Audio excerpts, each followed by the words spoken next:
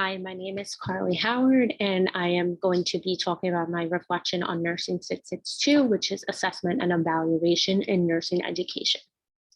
I just want to first off say it was a pleasure working with all of you throughout this semester, and I definitely learned a lot from each and one of you. What did I learn? I learned a lot more than I thought I would going into this course, especially these last two courses. I felt I learned a lot more specifically into nursing education. So this course, I learned about creating a rubric. I know there's different rubrics out there. I definitely learned how to make like the different tables and like the wording that you use in rubrics, how to give appropriate feedback. I know there's different types of feedback like audio, written, and verbal feedback, and the differences in how you speak in your feedback, the type of words you should be using.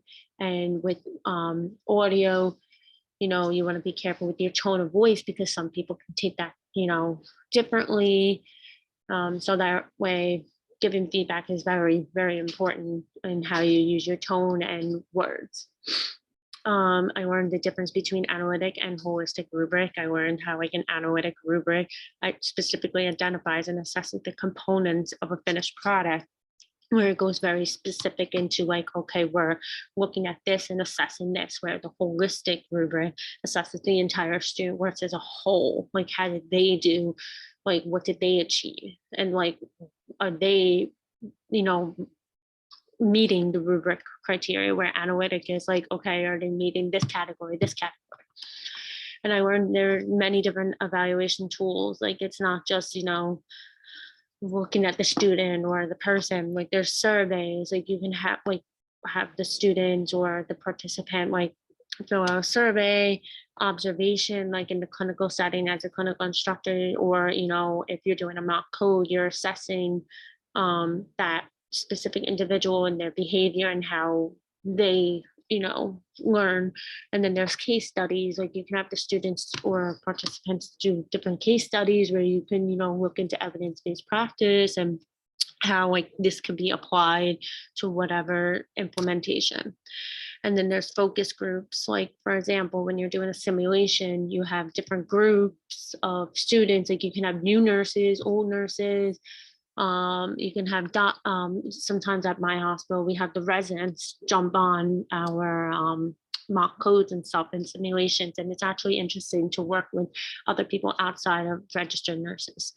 And then there's also interviews. When you're interviewing people, you can kind of get an idea of what their opinion is, like how they feel, what they know, what did they learn, what did they not like, what should be added, etc. I learned a lot more about Kirkpatrick's 4 levels of evaluation.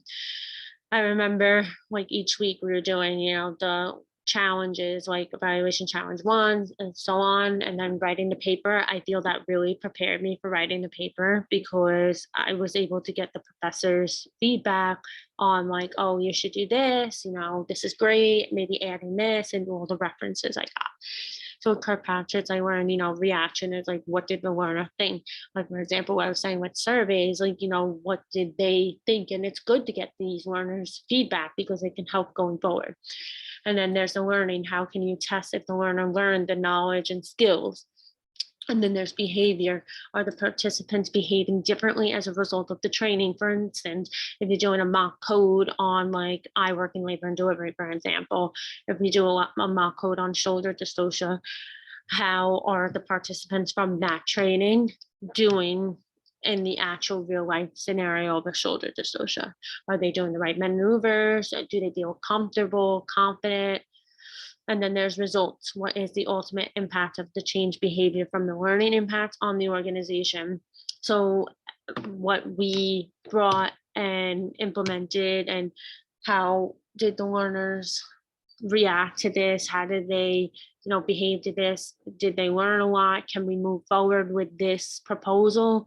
And is it going to benefit the organization and meet the mission and values and goals? I learned a lot more about outcomes. I am being very honest. When I would go throughout my courses, I never really looked at the outcomes. I just was like, yeah, okay, I'll learn this and this and this. I never really realized like how big outcomes really are for, the organization, the university, the course overall, or even the instructor.